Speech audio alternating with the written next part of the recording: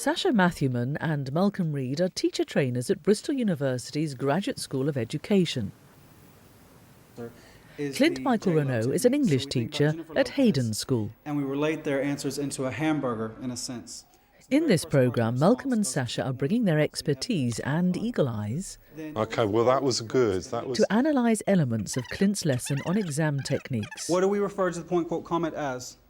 Centring on his use of the point, quote, comment writing structure. What he's just said here. Clint's full lesson is available at Uncut Classrooms via the Teachers TV website. Today's lesson, ladies and gentlemen, is that we're going to look and see what the examiners expect in your exam responses and see how you can secure at least a C grade and then move further to gain an A to A star grade. Clint is teaching a mixed ability Year 10 class. Because you have to think about the examiners and what the examiners want to see in your response, all right? So that's what we're looking at for our aim today with mice and men, getting that response from the C to the A star. And that's what you always really want to push yourself for, is going from that C, at least securing a positive C. Least case scenario is secure a positive C. Positive C, yeah. What I want us to start thinking about is what elements are needed in an exam response. What elements are needed? Andy, come here, dude.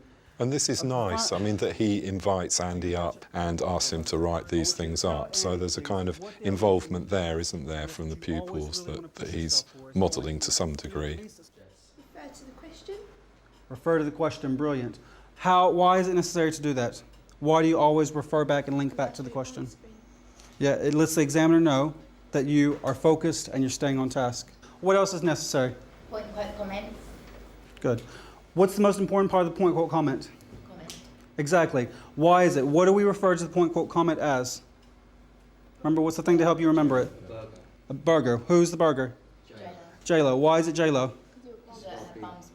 The comment is the biggest part you need to focus on. The exam's response is the biggest part. That's where all of your marks go. The examiner will be looking at your comment. That's where all the marks go. That's the bottom part of it. J-Lo, the burger. Just leaving aside the J-Lo analogy, he signals to the class, doesn't he, that he's going to focus on this particular element, point, quote, comment. Now, this is a lesson that's taught across the country, I think, in English departments, and I've seen it taught many, many times. And the thing I agree with him about is that, yes, he has got to emphasise that comment part. That is the most important part, and that is useful to signal that to the pupils. What I think I'd be interested in is how is he going to teach this formula, if you like, this structure, which is a formula for a paragraph. How is he going to put that in context for the pupil? Is it put in context for the pupil? It depends on how it plays out in the lesson, Absolutely, really. yeah. Sasha rewinds for a second look at Clint's J-Lo analogy. What do we refer to the point, quote, comment as? Remember, what's the thing to help you remember it? A burger. A burger. Who's the burger? J-Lo. J-Lo. Why is it J-Lo? Her bum's best part. The comment is the biggest part you need to focus on. The exam. What do you think about that? What do you think about this J-Lo reference? I'm very uneasy about his use of the J-Lo reference. I mean, I think there's a problem with actually miming, getting your hands round Jennifer Lopez's backside. How, as a teacher, can you make a stand against sexist language if you've stood and done that? I can see the way in which what he wants is something that is memorable, and in terms of what he's trying to get across of making the comments, you know, the weightiest part of the response. No, I think it's a good idea, that's but you could find another metaphor, it's the another analogy which is the problem. I mean, the burger is good enough. Malcolm winds on. For the first activity, Clint gives the class an example of an E-grade answer to a GCSE question on Lenny and George's relationship in Steinbeck's Of Mice and Men. We see this as an E-grade example. What I would like for you to do is to read it and then point out why it's an E-grade, okay? What could they have done to improve it and why it only received an E-grade? He's going out to look. You can see him looking carefully at what people are writing. Are you coming up with one for both of you? Yeah. And I wonder Standing here back whether and he's going to the people who need help, because that would be because didn't have a hand up there, did she? No. Whether he knows that this pupil needs some support, and he's got that in his head, which a good teacher will do. They will go to the pupil who they know will need support. And something that happens in classrooms that teachers sometimes forget, but which is so useful, is that when you've got a relatively quiet classroom like this, then you can be pretty certain. I mean, just before this, a couple of the pupils in the back corner were looking to see, they were listening in to what his intervention was about on this front table. So there is this transferability across. Yeah, But so you you're don't helping have to one be talking. pupil, but actually you're helping the whole group. He's like backfiring what you just said. No. They wind on to where a pupil has just read out the E-grade response. Now, why is that automatically going to get an E? Why would that not get anything else above an E? What are some of the problems there with it? Why is that a weak answer? All right, Tamar. Okay, so no analysis of language at all. All right? Yes, sir. No connectives. No connectives at all? Good. Yes, ma'am. Effect on reader. The effect on the reader, not there at all. So you're missing out on all of this. And if the point, quote, comment, if the comment is the biggest part of your exam answer, and you have to get all of these things into your exam answer, and the comment part is supposed to be the best part, was the comment part, was that very J-Lo-ish? Having established what's missing, Clint asks the class to take the same point and quote, and to beef up the comment to C grade. Sasha winds on to see the results. All in all, we can see that the language implies that George is isolated and alone. Dude, can we give him a round of applause? I think that was pretty good, yeah? Well done. Okay, round of applause, yeah, let's value it. You and your partner did really well with that. You saw what you needed and you were able to tick all those criteria. Well done. It's very, very exam focused, isn't it? Technique focused.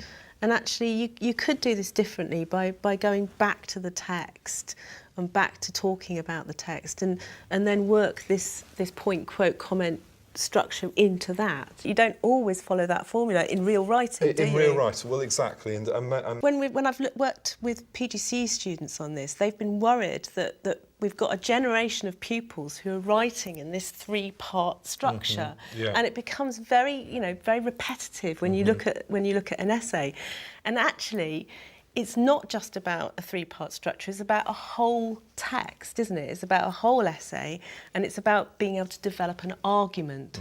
And I think that's what you can lose here if you just teach it in isolation, if you just teach about point, quote. But when we think about it, this is a year 10. I think it's probably at the end of year 10.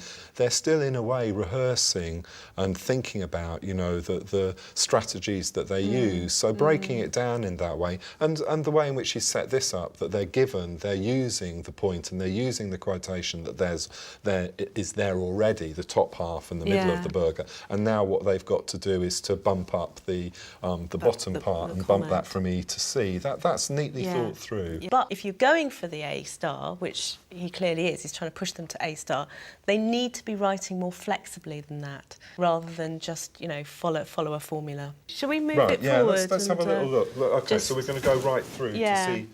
Tell me when you want to stop it. Yeah. Now flip over, please, to where it says C grade or higher. Now, as a group, I want you to think about this. You've seen the C grade. Pretty good, not bad. But because you are the smartest year 10 group here at Haydon School, I know that you can just absolutely knock it, out of the ballpark, do it even bigger, and get the A to A star grade, okay? So, flip over to the next couple of pages. Look at this one. As before, Clint asks the pupils to read the examples and then, working in groups, to write their own. Okay, it might be interesting to pause at a point to see how he's intervening in their writing. Lenny's like holding him back. So if you're looking at the language of God Almighty, how can that be related to context? What was going on at that time? The Great Depression. Yeah, so how could God be linked into that? When pupils are working in groups, this is such an opportunity for the teacher to really give targeted help, isn't it? To really intervene in writing, to sit with them, to work with them. Don't just stand there looking over the shoulder, get involved with it. All right, guys, also think about something as well. What was happening in that time period in America? What was so severe of that time period in America? What's up? The Great Depression. Now, how can you take the context of that answer How can you take the context of the time period and put it into the answer? He's pointing them in the right direction. It's going to be really interesting to see how this is pulled together in the plenary. Okay, shall we? Yeah, let's try forward a and bit? get there. If I was alone, I could live so easy. I like that, actually. I like when you're getting pupils to perform, that they're meant to perform properly, they're at the front doing it. Yeah, so I like yeah. that idea, Yeah. you know, give it a sense of occasion. George claims in the quote that life would be easier without Lenny. However, throughout the novel, the reader can see that George needs Lenny in his life despite the way he treats him. Well done. See, really, really getting this language and picking it apart. The examiner would love you big style. Good job. Let's We'll pause here.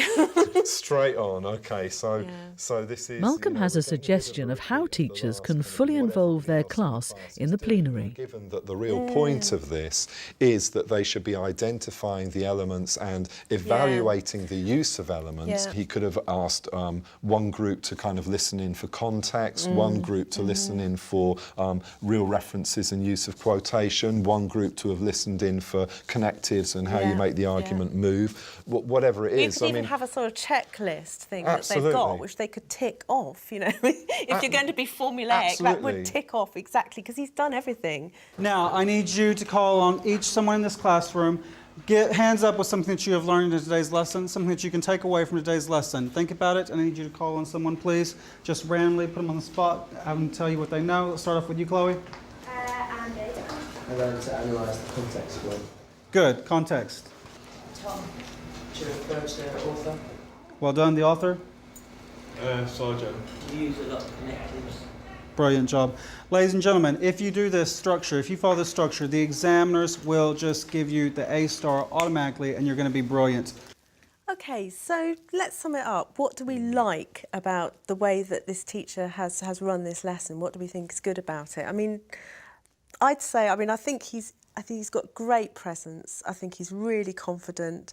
I think he manages the lesson really very smoothly in many ways. Yeah, I agree. And he's absolutely sure about the criteria for examination and what they need to do. And he makes that very clear to them all, highlights it, gets it up on the board. I think they all go out knowing that checklist very well in their head, don't they? They've got that really well. Yeah, he's got the essentials. And the things that he needs to build on is how he gets feedback when he's doing plenaries and people from the front, which actually bring about reflective thoughts. And the other thing that I'd like to pick up, and I think it's great the way that he does emphasise the comment part in point, quote, comment. Good, But I would like to see more evidence that this is part of a sequence of lessons, that it's not just a decontextualised lesson. Yeah, for sure. I mean, my analogy for this was that he's built a really quite interesting and sophisticated toolkit. All of those essentials are the tools that you need, and that they've practiced this toolkit, you know, and taken it out on a variety of different responses. Now what they really need to go away